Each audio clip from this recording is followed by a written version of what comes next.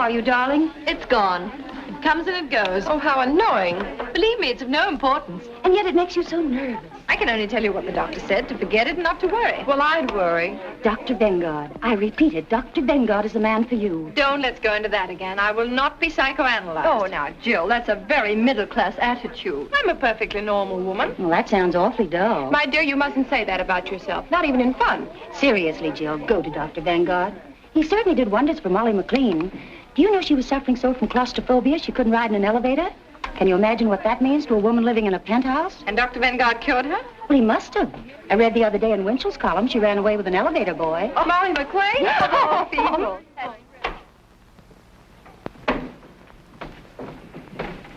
My name is Mrs. Baker. I know. Mrs. Stallings phoned me. Will you please be seated?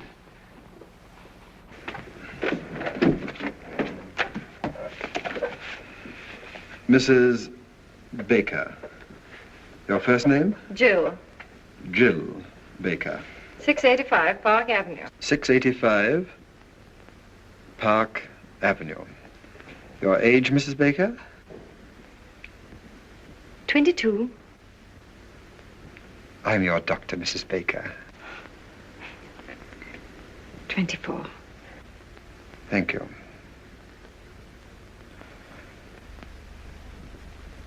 Doctor, I want to be frank with you. I'm absolutely certain there's nothing really wrong with me. I'm sure you'll feel differently when you leave this office. You see, most people know nothing about themselves. Nothing. Their own real personality is a complete stranger to them. Now, what I'm trying to do is to introduce you to your inner self. I want you to get acquainted with yourself. Wouldn't you like to meet you? No. You see, I'm a little shy. All right. What seems to be the trouble? Well, it's difficult to show you the symptoms at the moment because it comes and it goes. Oh. It comes and it goes. Yes. It's so unfortunate. It's always the same whenever I see a doctor. When I come, it goes. And when I go, it comes. Mrs. Baker, whatever comes and whatever goes, there's no denying it worries you a lot. So please drop all your inhibitions, release your inner self, and speak freely. What comes and what goes? Hiccups. Hiccups? Yes. Whenever I get nervous or irritated, I get the hiccups. It's rather unpleasant and sometimes very uncomfortable. Well, naturally, it's a little early to make any diagnosis, but you're apparently getting these hiccups because of a nervous condition. Let's find out what causes that condition. Sounds plausible. Thank you. Would you mind stepping into the next room?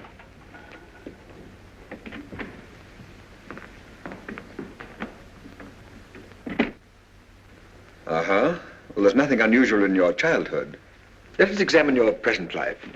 Let us look at it through a magnifying glass. Let us examine every detail. Mrs. Baker, you're married, aren't you? Yes. When did you get married? When I was 19. How long have you been married? For 6 years. To the same husband? Yes. Aha. Doctor, please believe me, there's nothing wrong with my marriage. You could go through all Park Avenue and you wouldn't find a happier couple. Well, I'm sorry, but it's my duty to explore every avenue, especially Park Avenue.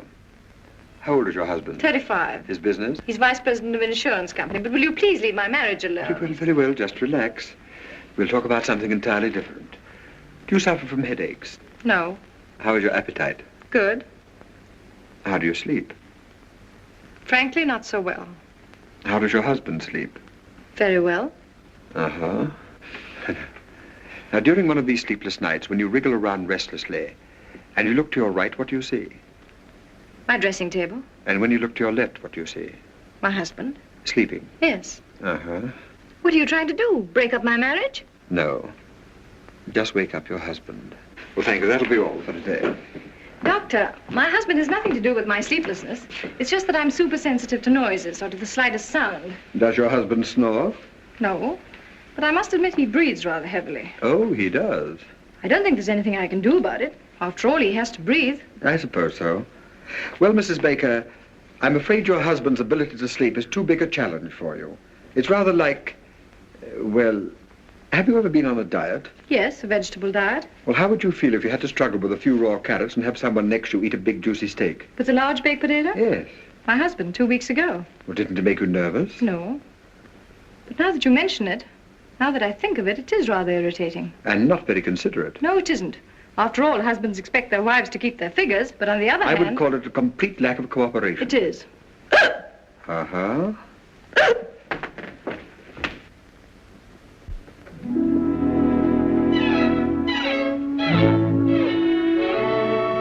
Jill, dear. Hello, Margie. Why, haven't I heard from you?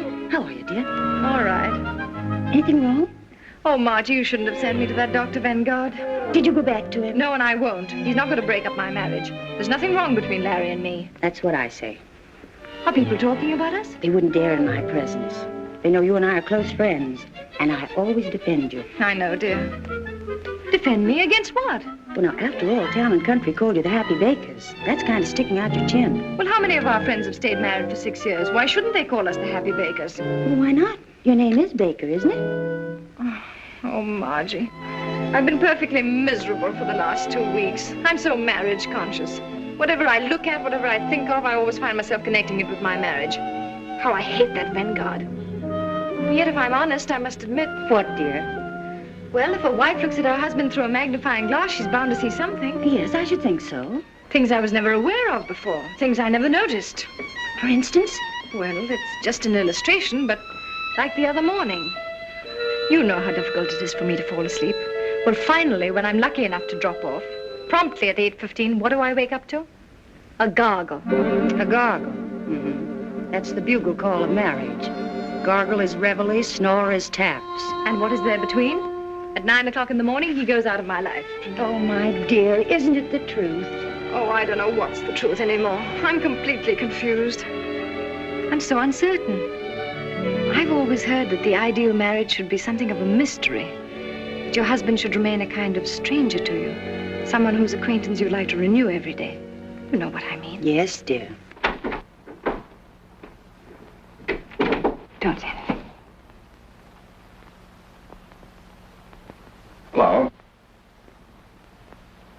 Hello, Margie. Hello, Larry. Hello, darling. Hello.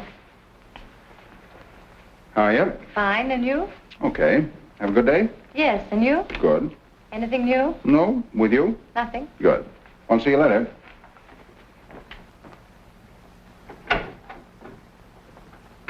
Well, what could he say? Why, of course, dear, there was nothing new, and he frankly admitted it. Jill, Yes, darling. are the Coopers coming to dinner? I don't know yet, darling. I'll let you know as soon as they phone. I wish you would, because if they're coming, I'll have to shave. All right, darling. Now, I don't want to cause any trouble, but cold facts are cold facts. If Mr. and Mrs. Cooper come, that big, awful-looking Mrs. Cooper, he shaves. And if he has dinner alone with his wife, he doesn't shave. And if anybody should shave, it's Mrs. Cooper. I spent 3.5 hours today at Elizabeth Arden's, but I don't rate a shave. My dear, that's the trouble with 95% of all marriages. Husbands don't shave. Don't men realize that a beard doesn't stop growing at 8 o'clock?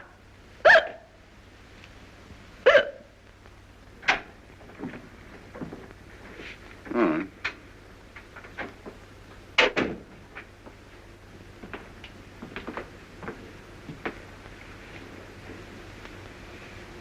Larry, Yes, dear. they're back. Fine. Have a good trip? Who? The Evans. Say, that reminds me. That son of a gun promised to call me as soon as he got back. I'll bet Continental's after him about his annuity. The Evans are still in Bermuda. The hiccups are back. Huh? Oh.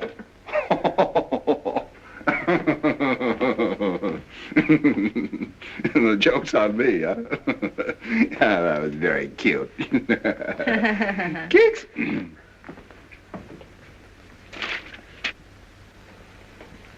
Larry, when you came in just now, you asked me if there was anything new.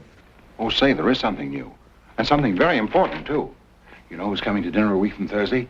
The president of Universal Mattress and the president and secretary-treasurer of United Furniture and some other high executives of both companies. Oh, good grief.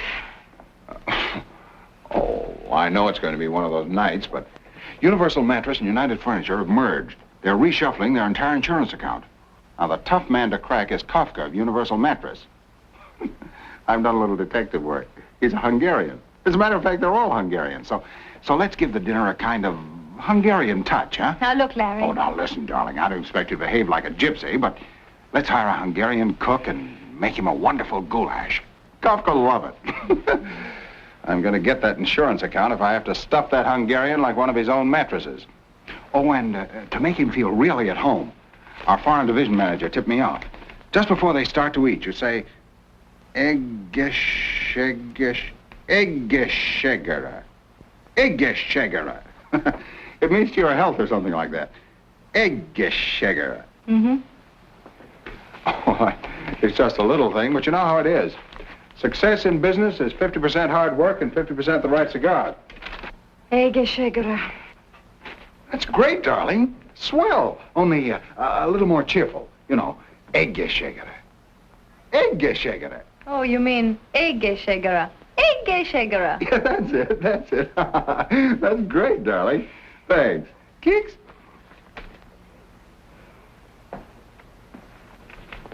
Larry. Hmm? Why'd you do that? Do what? Keeks. Well, I always do that. Why? Well, why does one do things? But when you do it, what does it mean? Is there some underlying thought? Oh, No, just a habit, isn't it? yes, if you want to call it that. Like scratching your head or patting your dog. Would you do it to some other woman? I don't know. I never tried. But you do it to me. Well, you're my wife. And that gives you the right to poke me in the stomach whenever you want to. Darling, don't you feel well? Fine.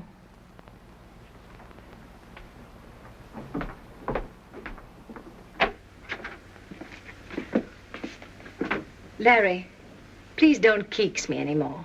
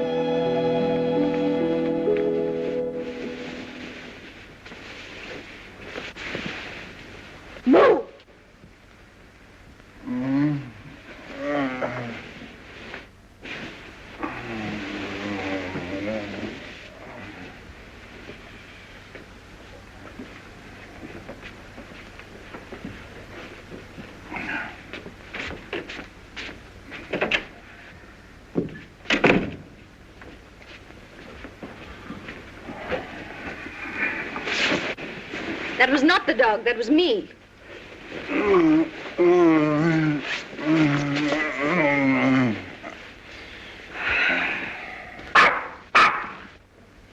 Shh.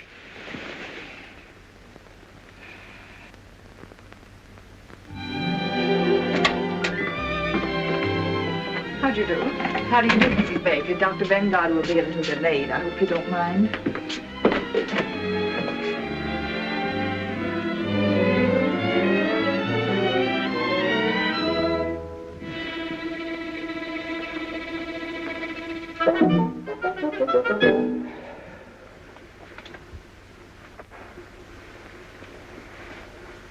Ugly. Ugly.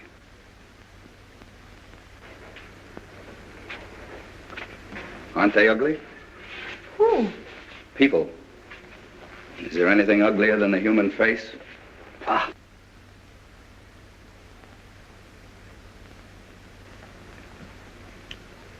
You mind if I smoke? Not at all. Smoke yourself? Yes. You haven't got a cigarette, eh? Yes.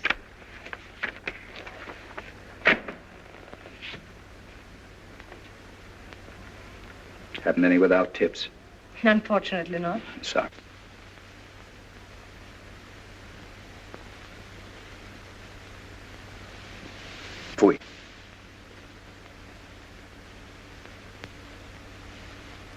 Changed my mind. I'll have a cigarette.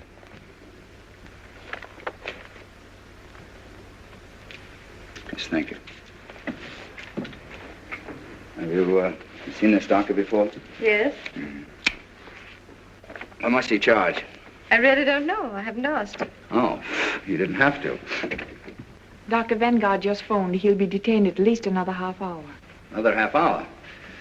Well, we have two alternatives. We can read a magazine or we can talk. This is a lovely day, isn't it? Yes. Yes, well, that takes care of that. Let's forget it. Do I bore you? Oh, no, on the contrary. Let me warn you that I say what I think. I'm a complete individualist. Oh, really? I'm against communism, capitalism, fascism, Nazism. I'm against everything and everybody. I hate my fellow man and he hates me. Sounds rather amusing. So I amuse you. I'm a clown, eh? Pagliacci. Oh, no, I didn't say All that. right, don't apologize. This Vanguard a good doctor? I'm sure he'll do you a lot of good. Why do you say that? What's wrong with me? I really wouldn't know. After all, I'm not the psychoanalyst. Uh-huh. What's wrong with you? Nothing. Why are you here? You don't go to a psychoanalyst to have a tooth filled. So what's wrong? I think we'd better read magazines. All right.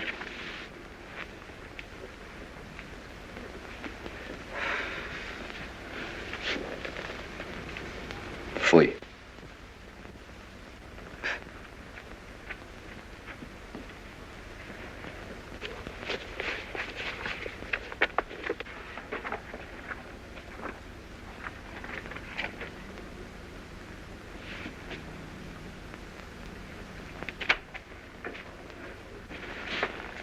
I hate to bother you again, but what does one have to do to be happy? I think Dr. Vanguard would know more about that than I. More than you, Mrs. Baker?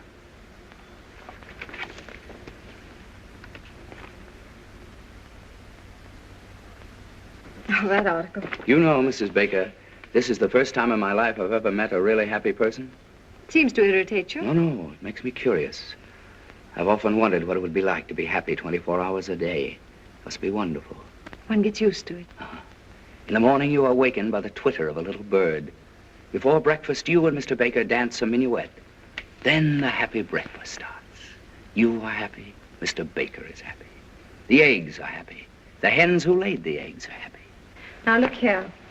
My presence seems to annoy you, so I think I'll leave. No, I'm sorry, Mrs. Baker, but if you feel that way, naturally, it is I who'll go. Oh, no. I'm afraid you need the doctor more than I.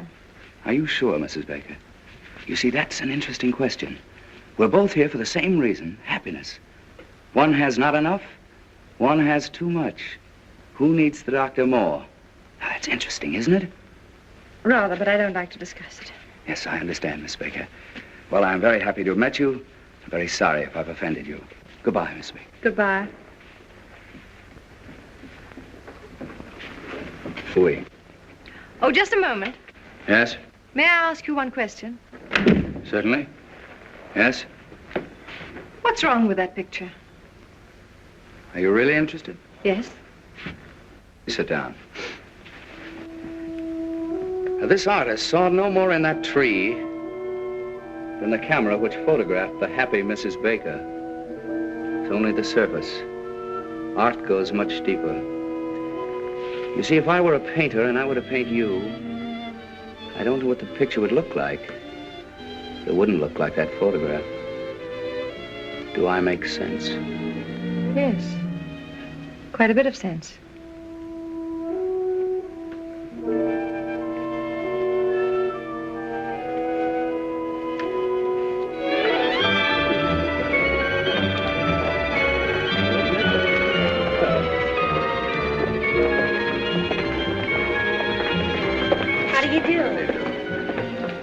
Hello, Sebastian. Hello. Oh, by the way, my name is Sebastian. Oh. Alexander Sebastian. The name mean anything to you? Be frank. Well, if you insist, no. It's all right, it's all right. Why should it? Let's look at the pictures.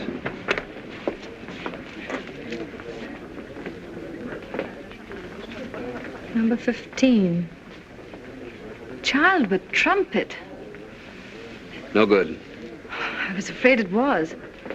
The artist hasn't found himself yet. When he does find himself, where is he? Child with trumpet. The child's all right, but he's missed very badly on the trumpet. Didn't he? That won't live. I hope not. Fui. That's almost great. Who painted it? A woman. No man could be so malicious. 26. Eleanor Stroud. Portrait of Alexander Sebastian. No use denying it. That's me. That woman didn't paint me. She performed an autopsy. She saw me. Frankly, the whole thing looks to me like a puzzle. Puzzle. That's correct. Good. I was a puzzle to her, but she was no puzzle to me. And that's her revenge. See, when I first saw that picture, I was terribly upset. I don't blame you.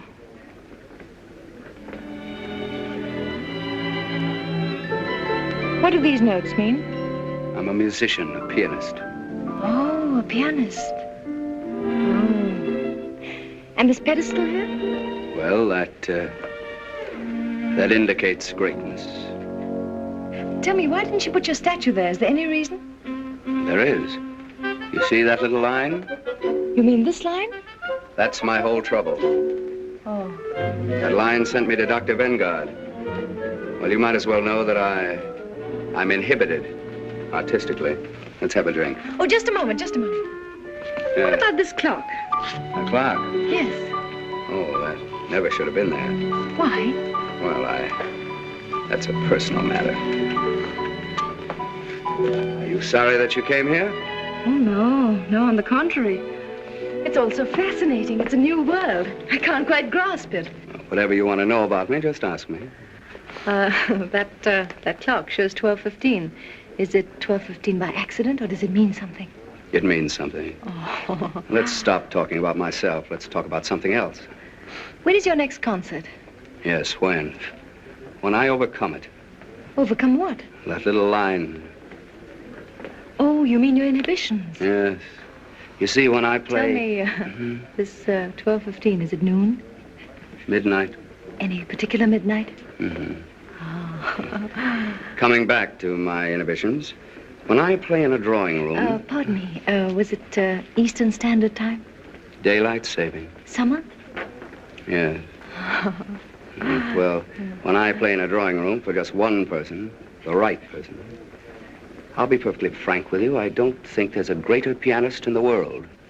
But as soon as I get in a concert hall, in front of an audience, no. Something gets lost. Those faces staring at me. What right have they to come in and stare at me? What right have they to listen to me just because I pay $2? Some cases $2.50. Why do I bother you with all this? Oh, but I'm glad you did. It's fascinating. You are a puzzle, Mr. Alexander Sebastian. And don't you try to solve me, Mrs. Happy Baker. Come on.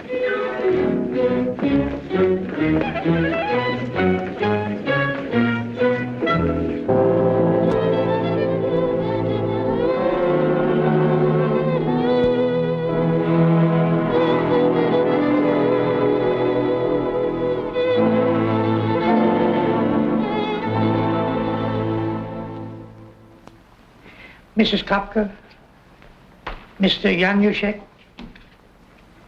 Mrs. Yaroshi, Mr. Jones. Jones? How does a foreigner like that get in here tonight? He's Mr. Baker's lawyer. Oh. Well, I suppose you always have to have a lawyer with Hungarians.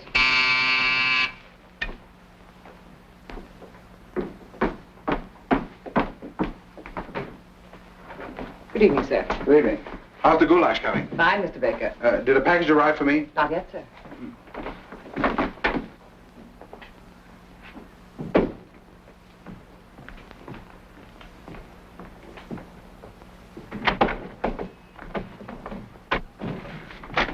Oh, darling. Hello, dear. Anything new? No? Have a good day. Marvelous. All set for a big night? All set? Ha-ha. Remember your word? Egeshegera. Egeshegger. That's it. Good. What is it? Your package had arrived, sir. Albert didn't tell me. Oh, fine.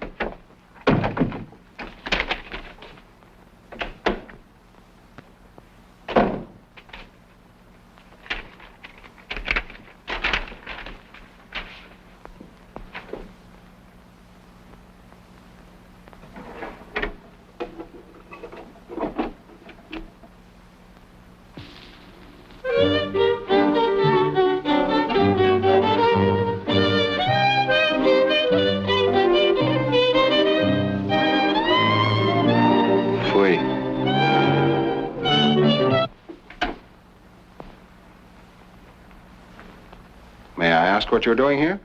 Waiting? Oh, you're waiting. Tell me, how soon do we have dinner? Dinner? That's what I was invited for. Oh. Oh, I'm sorry. Tell me, are you with Universal Mattress or United Furniture?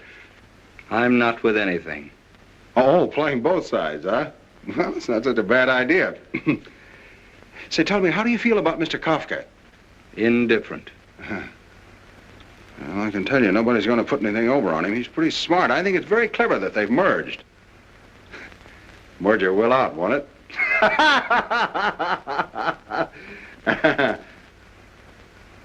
Yeah. Look, you want me to enjoy this evening, don't you? Why, yes, certainly. All right, come here. This vase insults me. It's ugly. Let's put it away. Oh, sure, of course. The customer's always right. Anything else in the room you'd like to change? Lots. Well, I think we're going to have a very enjoyable evening. I'll let you in a little secret. We've got goulash. Goulash? Yeah, goulash. Scrambled eggs for me. Well, only a suggestion.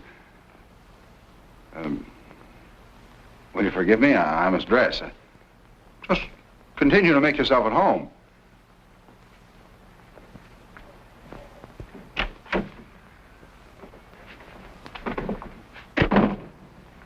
Gee, these Hungarians are certainly funny people. Have they come? One of them has. Look, dear, aren't we dressing? Why?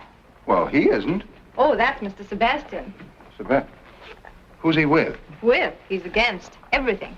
He's an individualist. Is he that rich? Oh, he doesn't care anything about... How do you know? Dear, it's Sebastian. Alexander Sebastian. I told you the other day, but that's the trouble. You never listen to anything I say. Makes no impression. Oh, I remember now. That piano player. He's not a piano player. He's a pianist. And pretty soon he'll be very important. Someday you may be very happy to insure his hands for $100,000. Look, darling, I'm giving this dinner especially for these Hungarians. Could he pay a premium? I don't know, and I don't care. You know, sometimes I don't understand you. Here we've got a $500,000 insurance possibility tonight. I've gone to all this trouble to get up a special Hungarian evening for the president of Universal Mattress. And you invite this piano player. You should know better.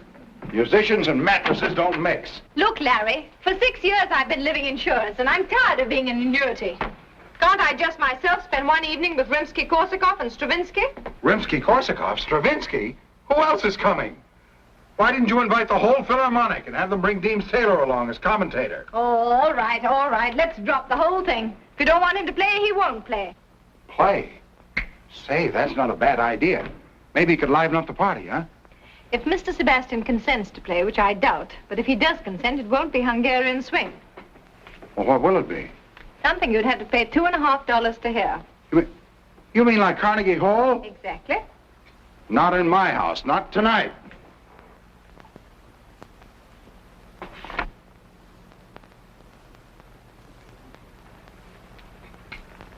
What's this? Oh, that's a reproduction of a painting I saw in an art gallery. Do you like that? Love it. Well, what is it? Can't you see? Now, listen, quit kidding me. What is it? It's a portrait A portrait? Of what? of a man. Listen, I know I'm just a poor, ignorant insurance dope, and I don't know anything about Stravinsky. But we've been married for 6 years, and I think I've made you a pretty good husband. When I ask you a question, you still ought to do me the courtesy of answering. You don't have to make fun of me.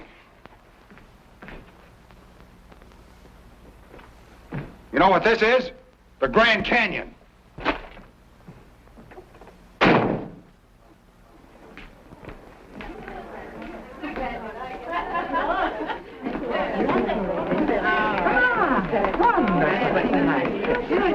You sit here, Mrs. Kafka. Thank you. And that's why, Mr. Kopker, we're the only company for you. Sounds very reasonable. Let's talk about it after dinner. Yes, indeed. After dinner, we'll have a good long talk, right here, Mr. Kopker. All right.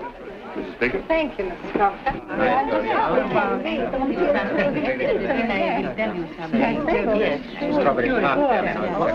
You mean not even Lohengrin? Especially not Lohengrin. I give you all of Wagner. Except one passage in Tristan that's really good, but you never hear it played right. Perhaps someday I could hear you play it as it should be played. Perhaps. I don't eat strawberries. Oh, I'm sorry. All right.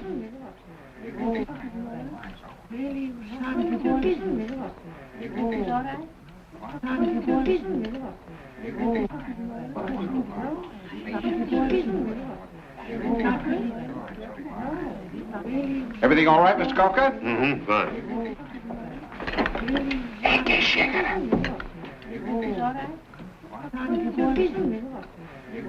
Egészségére. Egészségére.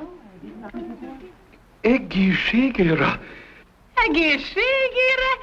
Milyen jól mondta ki! Hallottátok? Azt mondta, hogy egészségére. Egészen jól mondta magyarul.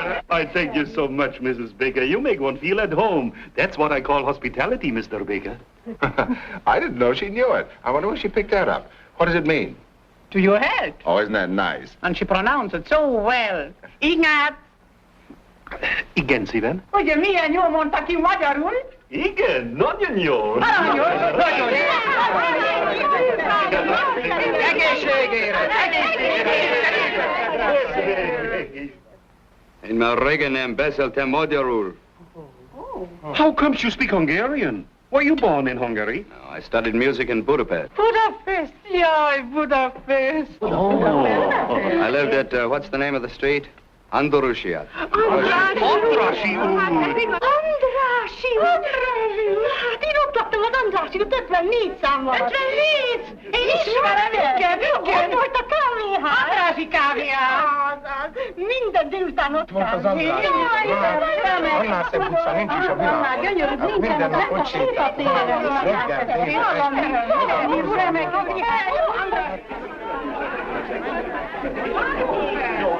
Reggel,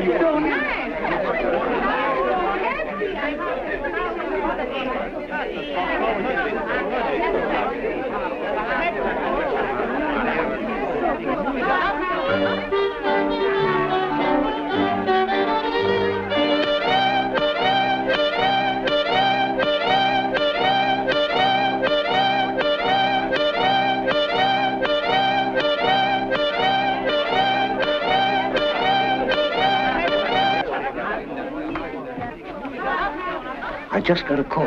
Kafka's lunching with the Hudson Insurance people tomorrow. It's tonight or never. What about the legal angle? My office is working overtime drawing up the contract. All right, I'll go right after them. Well, enjoy the goulash, Mr. Kafka? Good goulash. Very good goulash. If your firm is as good as your cook, we might get together. Well, I'm glad you brought that up. Now, here are the details. Yaroshin, Laszlo, come here a minute. After all, we are partners. I want you to listen to Mr. Baker's proposition. Well, gentlemen, here it is in a nutshell. Everybody, please, I have a treat for you. Mr. Sebastian, you know, is a very well-known pianist, and he's kindly consented to play for us. So if you'll all be seated.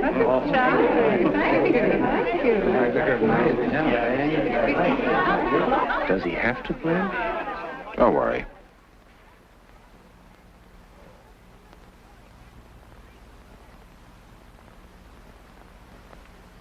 Mrs. Baker.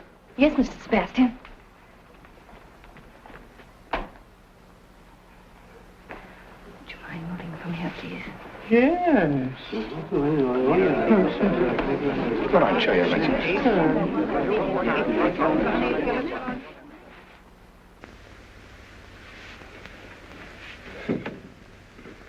It's locked. That's odd. It's the key. It's two silver words. Who could have locked the piano? Where's the key? I don't know. It's a funny idea. Why should anybody lock the piano? It's too ridiculous. Why should anyone? It's the key. As I was saying, Mr. Kafka, my proposition's a very simple one, but a very sound one.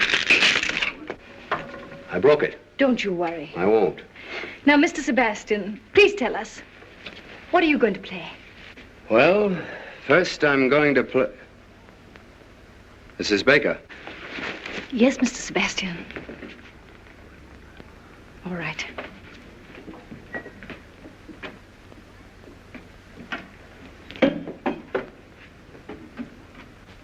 I shall begin with a Sonata Pathétique by Beethoven. A sonata in 3 movements. And afterwards, if I feel like it, I shall play Hoff's 11 variations on the second theme of the first movement, followed for my own variation on Hoff's 11 variations on the second theme of the first movement. Listen, how long is the sonata? The only one I ever heard lasted 3 cigars. It's a catastrophe. It's a disaster. Jones, we're sunk.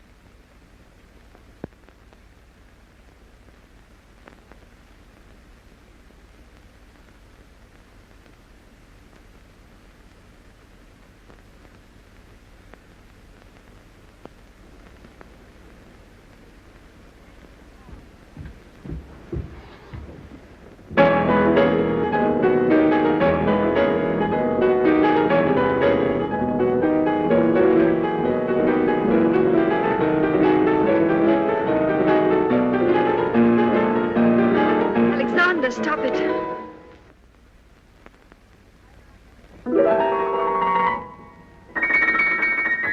Please don't.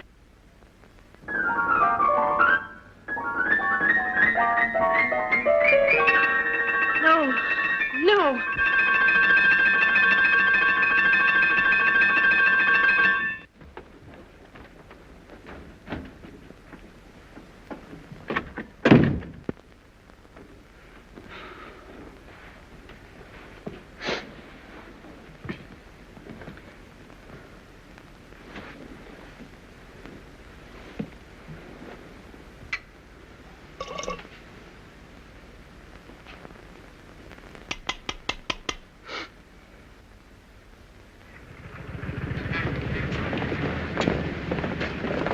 You know, Jones, I'm glad you got that clause in the contract. It saved our necks. Another...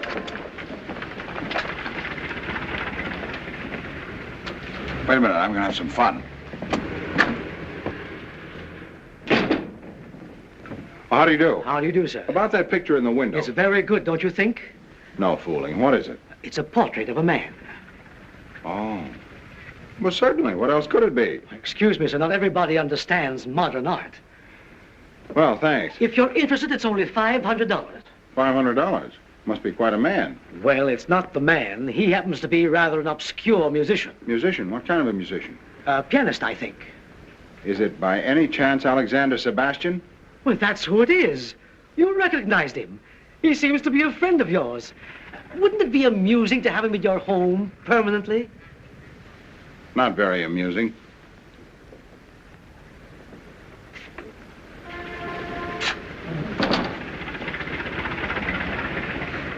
A cheap guy like that. Who? Him.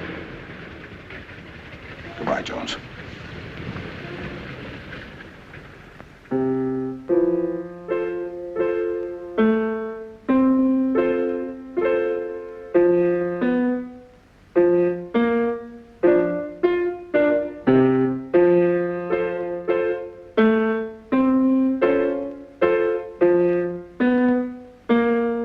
Hello, darling. Hello. Isn't this a nice surprise for you? Yes, very nice. Merry Farmer. What's he so merry about?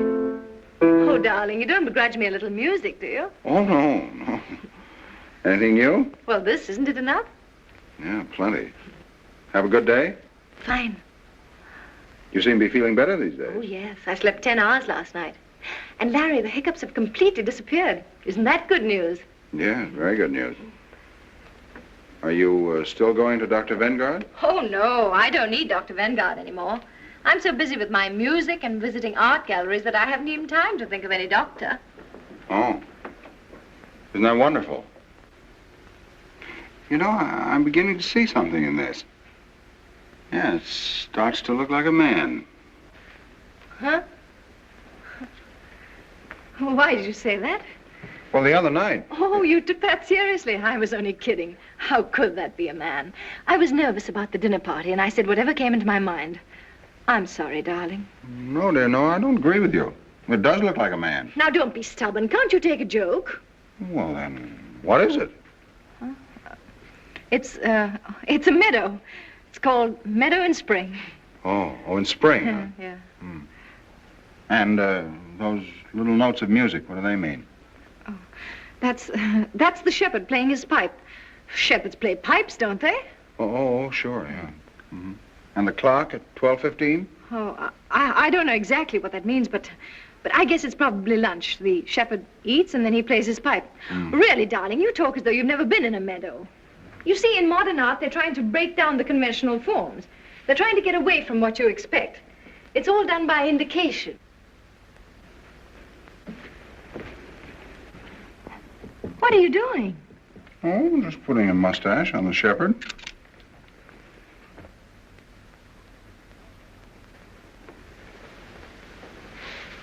Knock that guy right through his piano. Now, that'd be the worst thing you could do. You'd just make her feel sorry for him. Don't make a martyr of him. You've got to look at this thing from a woman's angle. Now, wait a minute.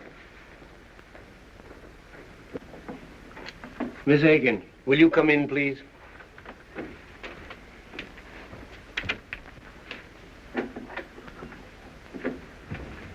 Miss Higgins, we want a woman's point of view on a certain situation. Now, Mr. Baker has a friend, and he's in trouble. Who, Mr. Baker? No, the friend. Oh, Mr. Baker. Shh. Now, Mr. Baker has nothing whatever to do with it. Let's call the friend Mr. Brown. Now, Mr. Brown has a wife. Mrs. Brown. Exactly. Mr. and Mrs. Brown have been married for, how long? Well, say 6 years. Yeah. They live in Toledo. 6 years in Toledo. That's bad. All right, then, let's say New York. Now, Mr. Brown is worried about his marriage. Things are not going along as well as they used to. What kind of a man is this, Mr. Brown? Very nice. Wouldn't you say so? Yes, very nice. Is he attractive? Very attractive. Don't you think so? Yes. And yet she's complaining. Well, she's drifting away from him. Yes, and he wants to get things back on the old basis. Who doesn't? Yes. Now, Miss Higgins, as a woman, I'm asking you, what is the right approach? Well, I should say a mink coat would do the trick. She has a mink coat. Then what's she complaining about? Thank you, Miss Higgins. That's all. Well, gentlemen, you wanted to get a woman's point of view. Just a moment. Now, look here. Mrs. Brown is interested in another man. Oh, does Mr. Brown know? Yes. Has he any proof? Too much. Has he any witnesses? No. Then he's sunk. Thank you, Miss Aiken. Well, I'm sorry, Mr. Baker, but if there aren't any witnesses, she's going to deny it, if you want the woman's angle. Miss Higgins, we're thoroughly satisfied. Well, I'm afraid I'm not the right person to give you any advice. I probably have too much sympathy for Mr. Brown and not enough patience with Mrs. Brown. We get cases like that every day. The wife is bored, marriage is just a habit, but on the other hand, she accepts everything her husband gives her. I think she ought to be kicked out. Do I sound old-fashioned? We'll let you know, Miss Aikens. Well, anyway, I think Mr. Brown is a pretty swell guy. I've always thought so. Some woman. Yeah. She certainly had a couple of interesting angles. I didn't notice them. Good. Now, Larry, you still love your wife, don't you? Yeah. Well, where are you going from here? I have a dinner appointment with old C.K. Higgins at his club. How can I sell insurance with this in my mind? It's a big deal, too. Now, listen. Forget Higgins. Forget insurance. Go home. There's only one thing you have to sell. Yourself. The most important client you ever had in your life is waiting for you. And her name is Mrs. Baker. Now, you're the best salesman in the business. There's nothing wrong with your marriage. You just have to resell it once in a while. Not so easy. Well, who said it was? Was it easy to sell hail insurance in Southern California? Just find the right slant. A new one. Selling marriage with a new slant, huh? A new slant. Not a bad idea. But what is that new slant? That's what I'd like to know. What is it? What is it? What is it? Selling marriage with a new slant.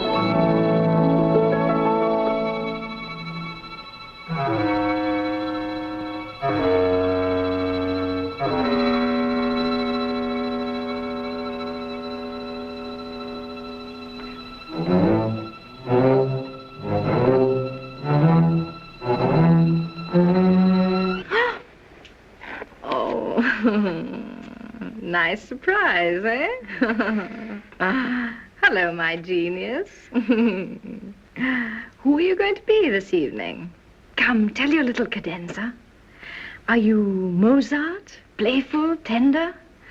Or are you the thundering Beethoven, strong, fiery, unyielding? Come, darling, tell your little cadenza.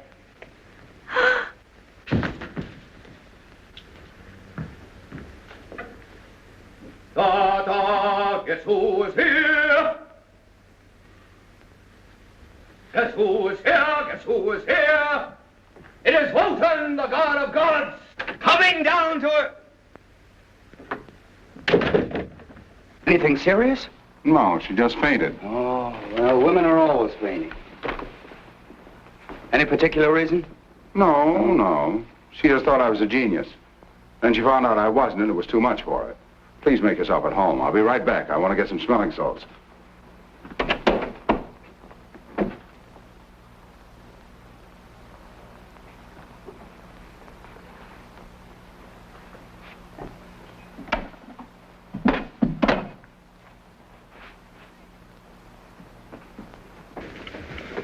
Now, look, Baker, let's get this straight. There's going to be a very heated discussion. We're going to insult each other. It can't be avoided. You're going to accuse me of something which I'm going to deny and you're not going to believe. So before this battle starts, let's get one thing straight. I'm not going to fight. My hands are my only livelihood, and I'm not going to risk them on your jaw. Here, Mozart, wake up your little cadenza.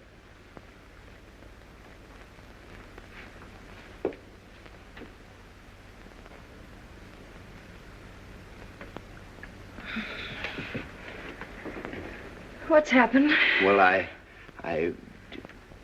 You! What? That's very funny. You know what I thought? Look, I think I...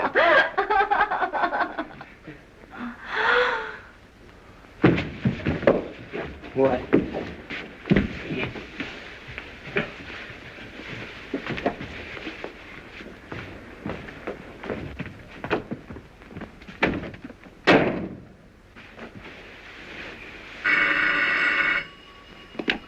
Hello? Hello, Jones. I'm still selling. You were right. It needed an entirely new slant. I think I've got a new one.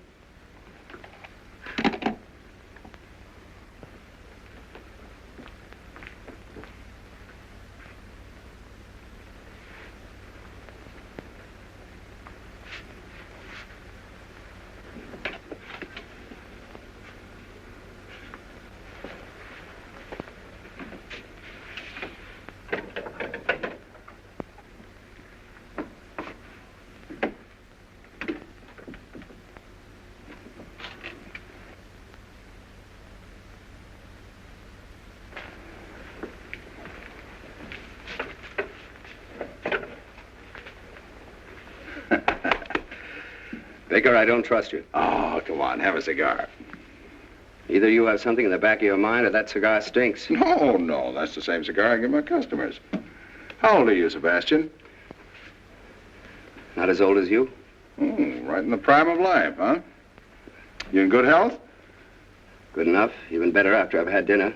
But I'm not going to fight. No. I don't want to fight. But you might run into a husband sometime who hasn't my respect for great music. Where would you be then? Come on, Sebastian. I'm going to do something for you whether you like it or not. I'm going to insure your hands. That'll give you complete freedom of action. It'll give me 5%. Then we'll both be happy. I'm not going to fight. No, I know. I understand. You're an isolationist. Isolate yourself over there. You know, the best part of this whole thing is that we... Sit down. We can write this hand insurance as a subclause to your life insurance. Life insurance? What do I want with life insurance? And any dependents, any relatives? Relatives? Fui. I'll tell you. You can leave it to my wife. She can buy herself a beautiful brooch in the shape of a piano with little diamond keys. And then every time she pins it on, she'll think of poor dear Sebastian. Believe me, if anybody should insure his life, it's you. And right now...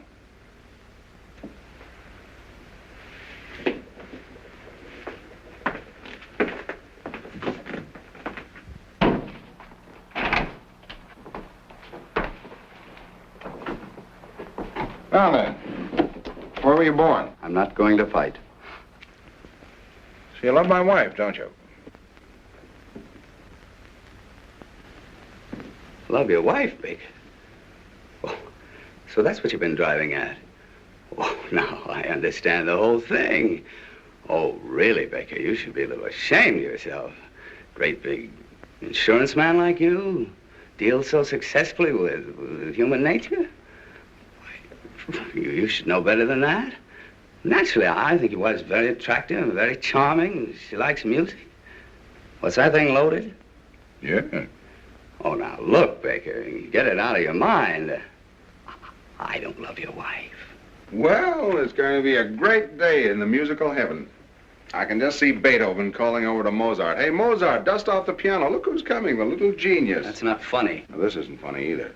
I love my wife. I've loved her for 6 years. For 6 years, we've been together. And along comes a guy like you and breaks everything up just because you've nothing else to do. You're not going to get away with it. If you'd loved my wife earnestly and sincerely, and you'd come to me and told me about it, well, that would have been one of those things. I'm not old-fashioned. If you'd both felt that you would have been happier without me, what can I have done? Pack my suitcase. And I wouldn't have to do this. Oh, you know, Baker, you kind of had me worried there for a minute. When you pulled out that revolver, I thought, here's a conventional citizen. No sense telling the truth to a man like that. But now I see the real Baker, modern, up to date. Baker, I'm going to open up to you. Of course I love your wife. You're sure? Positive. Well, then I won't have to shoot you. I don't think it'll be necessary. Well, we've got a clean-cut situation on our hands. You love my wife, and my wife loves you. Well... Oh, yes, she does. I've seen it with my own eyes. Well, there's only one thing left for me to do.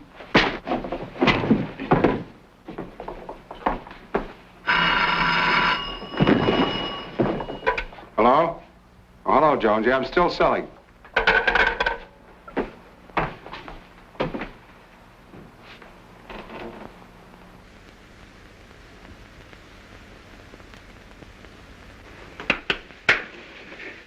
Did I hit back? No. Good.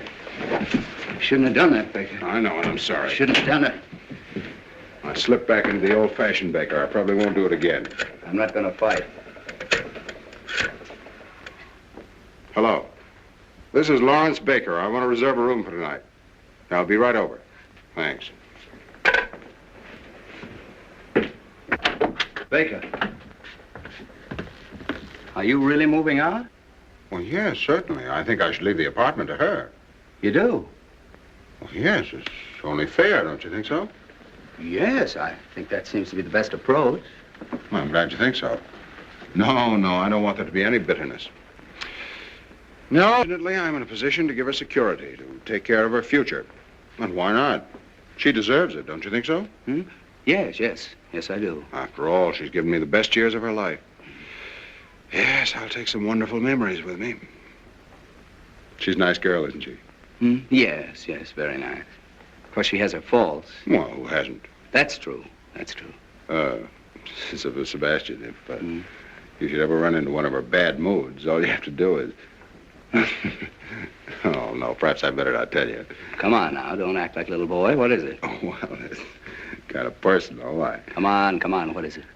Well, if you ever should run into one of her bad moods and you want to snap her right out of it, there's only one way to do it. What's that? Just keeks her. Keeks her? How do you do that? Just keeks her. She like that? Insane about it. Thanks, Vic. Keeks? Oh, no. Now, about the cause for divorce. According to New York state law, one of the parties must have a correspondent. Oh, there must be some less embarrassing way. Not in New York. Well, you don't have to do it. I'll get the correspondent. Oh, no. I wouldn't like to put you in that position. Well, that's all right. But why should you take the blame? Well, it's okay. It's quick and painless. Very white of you, Baker. Thanks, Sebastian. That leaves the property settlement. The following agreement has been reached between Lawrence Baker, hereinafter referred to as the party of the first part, and Jill Baker, hereinafter referred to as the party of the second part. It is understood that the party of the first part transfers title to the apartment at 685 Park Avenue to the party of the second part. What about the furnishings? Yes, what about them? Well, I didn't understand that you Oh, were... yes, I want everything transferred to the party of the second part. Can't we take that up later? No, let's get everything settled now. You're entitled to it. Oh, now look, Now, he's only trying to be fair. you're too generous. No, just fair. That's all. Well, if there's anything you want... Oh, I don't need anything. What would I do with it? But Larry... He lives in a hotel. Where would he put it? He'd only have to pay storage. That's right. Well, I'd better change this.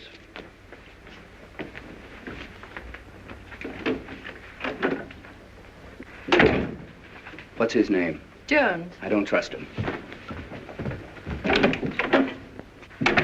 Well, here we are. Mm-hmm. Baker versus Baker. Sounds awful, doesn't it? Everything legal does. Oh, about this correspondent. Yes? Who's it going to be? Oh, I don't know. Anyone in mind? Mm-hmm. I have several promising prospects. Oh, you have? Mm-hmm. Yes, I think we can clear up the whole matter in about 4 weeks. Sounds pretty good. Mm-hmm. Tell me, it isn't Mary Logan. Mary Logan is a correspondent? Oh, I think I can do better than that. After everything's straightened out, I think I'll take a trip to South America. Is it one of my friends? No, you know I never cared very much for your friends. Someone I know? Darling, this is a divorce, not 20 questions. Oh, I'm just curious. Well, don't worry. You can rely on me. I won't disgrace the family name. Larry, do you really want this divorce? Well, absolutely, don't you? Well, Well, don't tell me you don't want it. That'd be a great disappointment. After all, you're seriously in love with Sebastian. Otherwise, you wouldn't have... Well, we wouldn't be here. You're too fine a person, Jill, to have done all this just to fill out your day. I've always believed that you're sincere. I still do. I'd like to take that memory with me. I'm sorry if I hurt you. You couldn't help it. Don't worry, there'll be no bitterness. Funny, isn't it? For 6 years, you were my husband. And now, you're the party of the first part. I used to be your Jill. And now I'm hereinafter referred to, and that's all.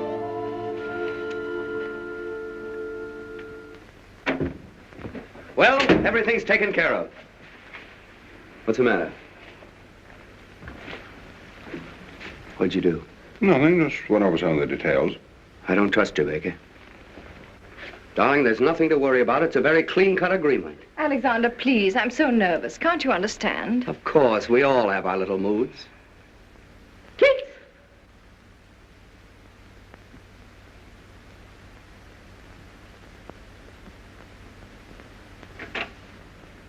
Now let's read this again.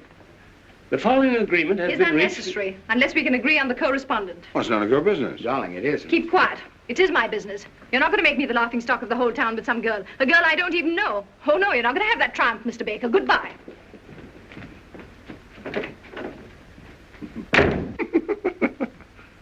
Kicks? Don't do that, Baker. Jill! Jill! Jill!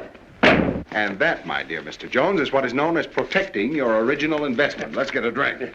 I think you softened her. Softened her, destroyed her. She's going to come back and eat out of my hand. And what I'm going to do to Mrs. Jill Baker, hereinafter referred to as Jill Lamb Baker. If you want to buy a good piano cheap, Jones, you can have it. No. Oh, am I going to be difficult?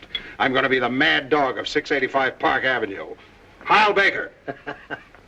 Mr. Jones? Yes, Mrs. Baker. About this correspondent, what does the law require? Well, she... No, in case I have the correspondent. Oh, well, you have to be found alone with him in your apartment, and he with his coat off. I see.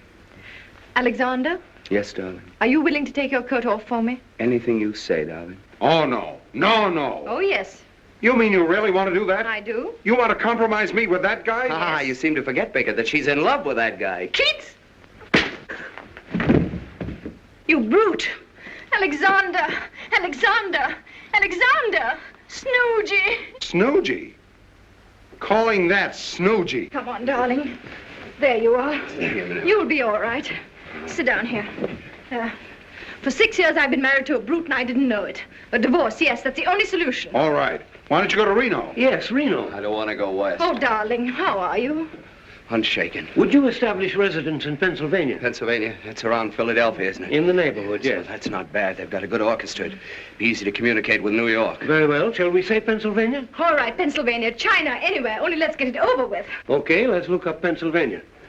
Pennsylvania, Yeah. That's...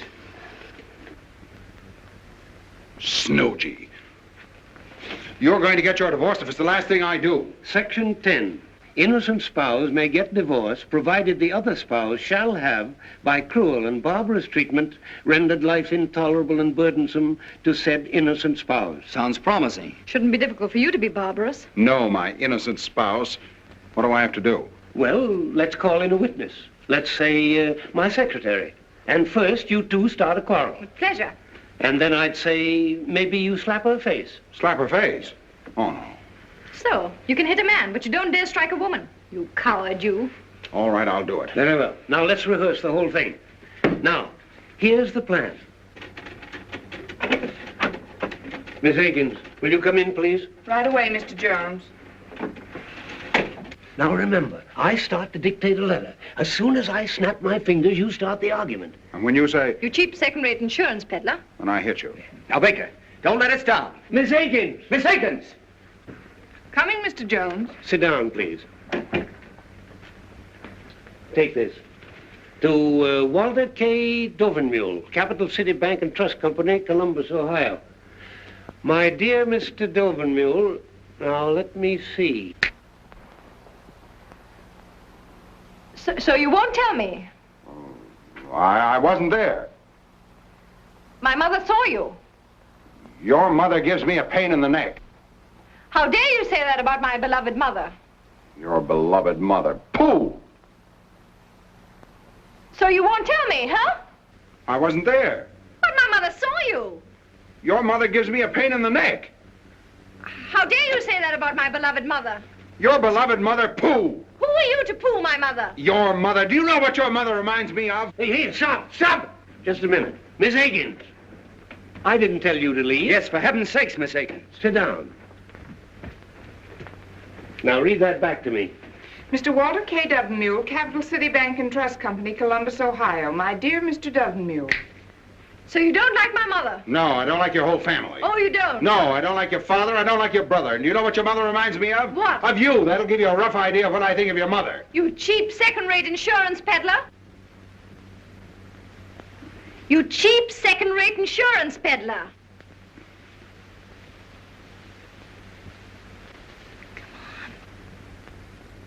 What she called you, a cheap second-rate insurance peddler. Yes.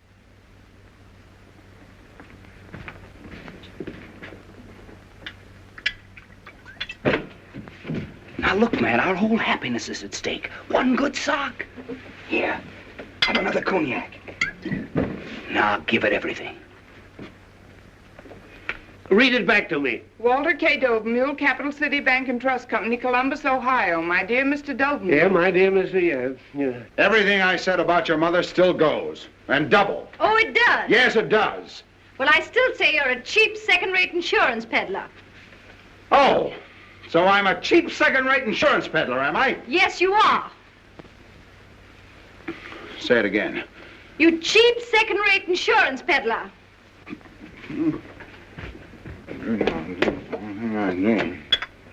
Fui.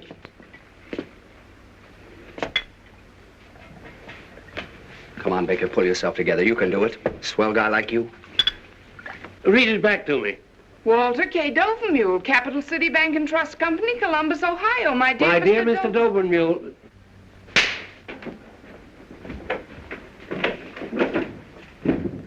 Did you see that, Miss Higgins? A husband slapping his wife? Yes, did you see it? Mrs. Baker, I'm very sorry this happened in my office. So am I. Imagine that, a husband hitting his wife. He had to get drunk to do it. Goodbye, Mr. Jones. Goodbye, Mrs. Baker.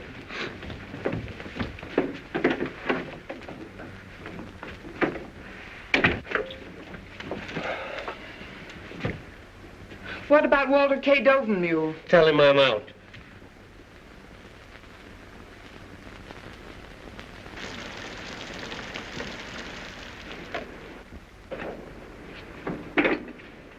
Thank you, sir. Come in. Hello, Albert. Good morning, sir. I hope you'll forgive me for disturbing you on Sunday. It's all right, Albert. Have a late night, sir? Yes, I've had a series of late nights. I guess I'm not as young as I used to be. Oh, I think you look very fit, sir. Oh, thanks, Albert. How's everything going? Well, not so well, sir. I came to ask if in your future plans you'd have any use for me. Have you left Miss Baker? Yes, sir. I had to, on account of that musical gentleman. Oh. In fact, we all left, except Emma. But then she fortunately is quite deaf. How is Miss Baker? As charming as ever, sir. Happy, I suppose. If you'll pardon me for saying so, I think she shows great courage.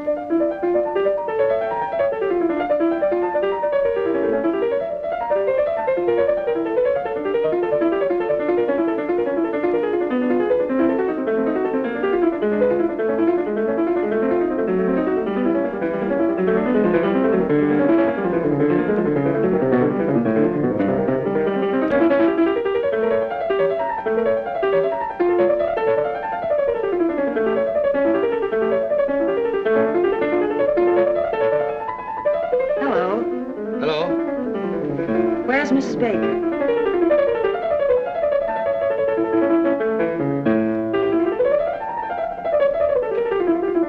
Jill, dear. Margie, darling. Oh, I got such a thrill when you called me. Why shouldn't I, old friends like us?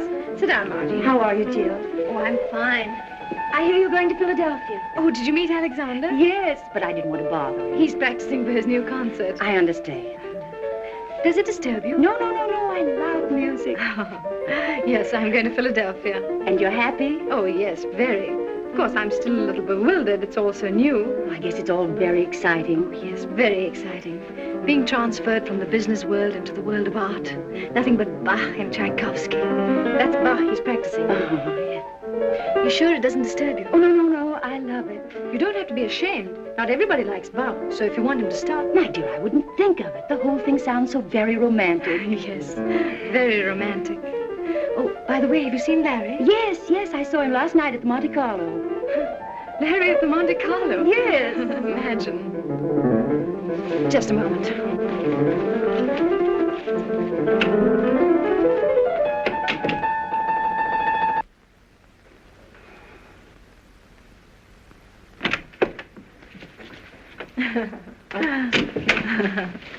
Please forgive me. Of course. Well, now, what were we talking about? So, you don't like my music, eh? Oh, Alexander. I make nothing but a lot of noise. All right. Fui. Isn't he original? Oh, very. I hope you don't mind. No, not at all. I love to make him angry. He turns into a big grizzly bear. It must be fascinating. Jill? The bear.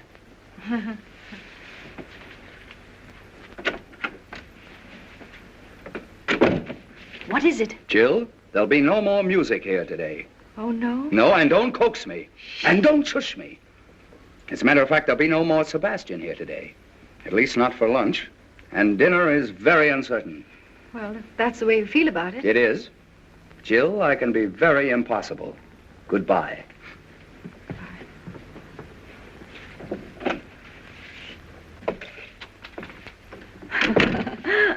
What fun. I only hope poor Larry has as good a time as I. Well, when I saw him at the Monte Carlo. Oh, yes. I suppose that was another one of those dull business evenings. Was it a large party? No, I'd say she was about your size. Oh. Was she attractive? No, I didn't think so. But George and Freddie thought she was terrific. You know George and Freddie. But what do you care? That's right. What do I care? Larry's entitled to have a little fun. That's the kind of life he likes.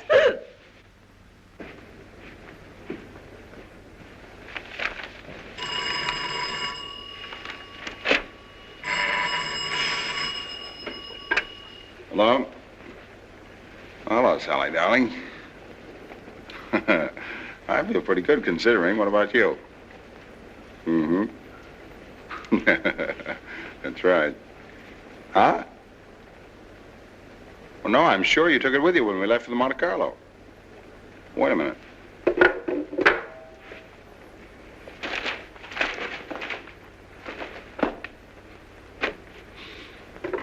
Hello? Yes, it is. All right. Goodbye.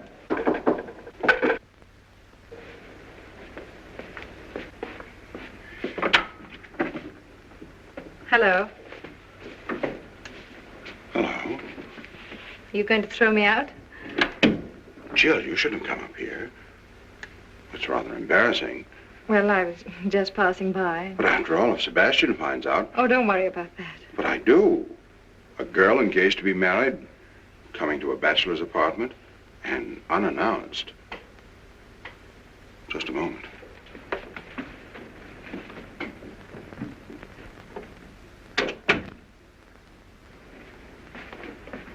Well.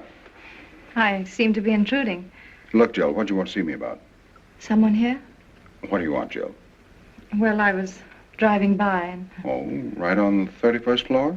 Well, you said you wanted some kind of remembrance, and I'm on my way to Cynthia Knox's tea, and I had to pass by, so I picked up a few things. Some snapshots of us taken together. Mm-hmm. Thought you might be interested. Thank you. Aren't you going to look at them? Oh, yeah. Mm-hmm. Well, it's the first time we met. There's one of you sitting in my lap. Our wedding, our honeymoon. That's very nice, thanks. Anything else? I heard you were at the Monte Carlo last night. Yeah. Sleepy? Huh? Yes. Well, give my regards to Cynthia Knox. Who? You were on your way to Cynthia Knox's tea, remember? Oh, yes, yes. I like your apartment, Larry. It's lovely. Charming. Yes, very, very charming. In such good taste.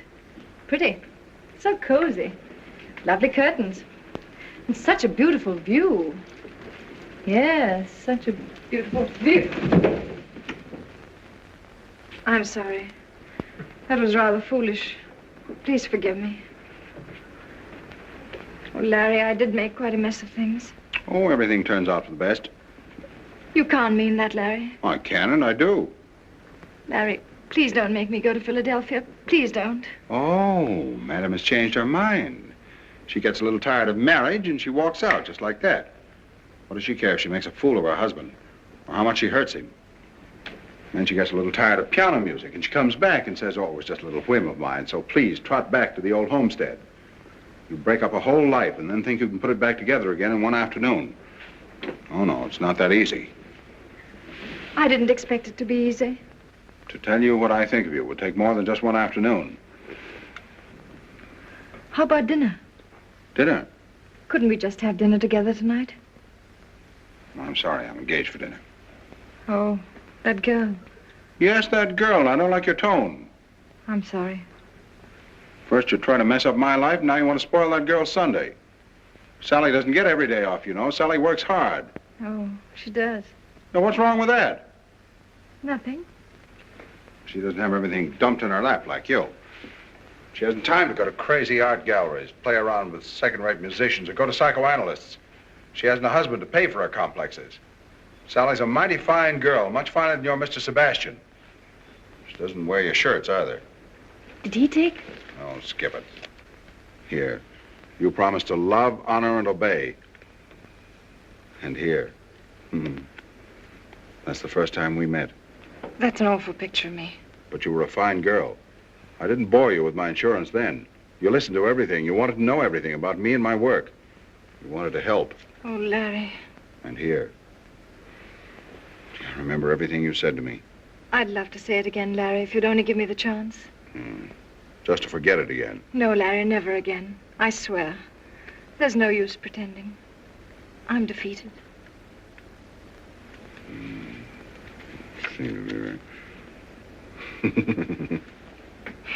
Gee. I'll always remember that tree in front of our hotel window. And that funny old Italian waiter? Oh, that wasn't here. Oh, yes. No, it wasn't. No, here. Oh, that's right. That's that front porch. Our first breakfast. Yes. Oh, Larry, couldn't we have dinner together?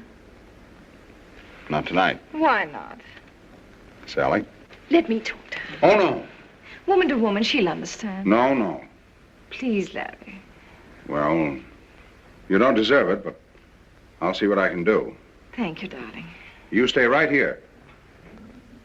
It's going to be very tough.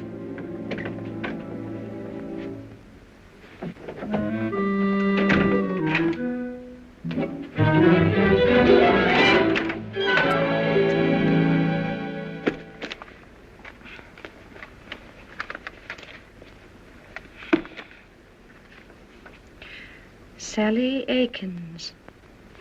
Akins. That girl.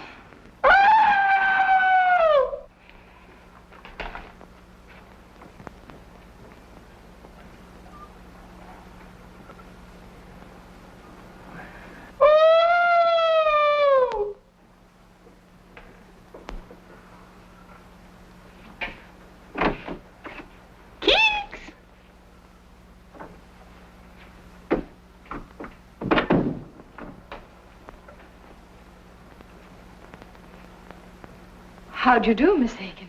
Oh, hello, Mrs. Baker. Nice to see you. Mr. Baker would have loved to have seen you, but unfortunately he's busy. Oh, he asked me to give you your handbag. Oh, yes, I forgot it. I was doing some secretarial work for Mr. Baker. Oh, secretaries work on Saturday night. Oh, well, I'm a notary public, too. Oh, I see. And you brought your seal? Oh, yes. A trained seal. Goodbye, Miss Akins. Goodbye, Mrs. Baker.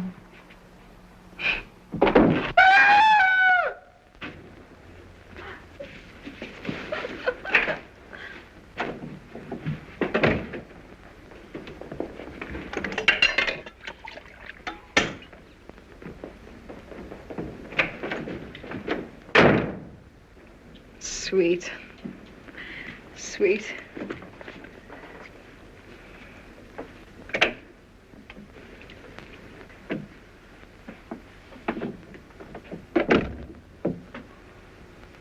Looks hopeless. Oh. Yeah, it's much more serious than I thought. Oh. That girl's really in love with me. She adores me. I don't blame her. She says she can't live without me. And I believe her. And I, too. It's understandable. You're very wonderful. Oh. Oh, yes, yes, you are. How about dinner? But you know I can't. How about after dinner? Do you want a suicide in your conscience? Oh, no. No, not that. Well, there you are. You're right. It's hopeless. It's too bad, Jill. Everything could have been so marvelous. Yes. There's no reason we couldn't really have been happy. Yes, but it's too late now. Yeah. It looks like the end. Goodbye, Larry, and good luck. Good luck.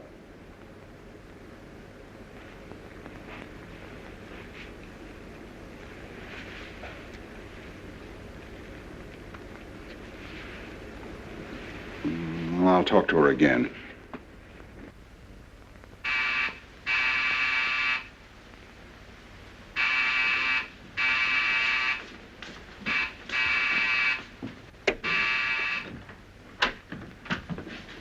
Mrs. Baker home? Yes, but... Never mind. Guess who is back?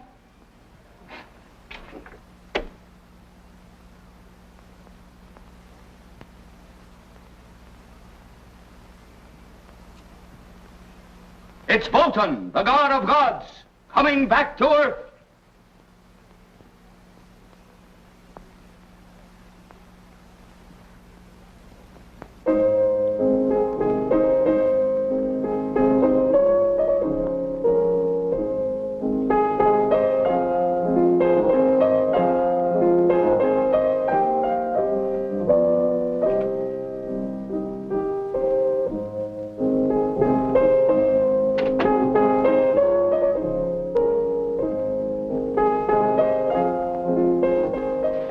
Softer, please.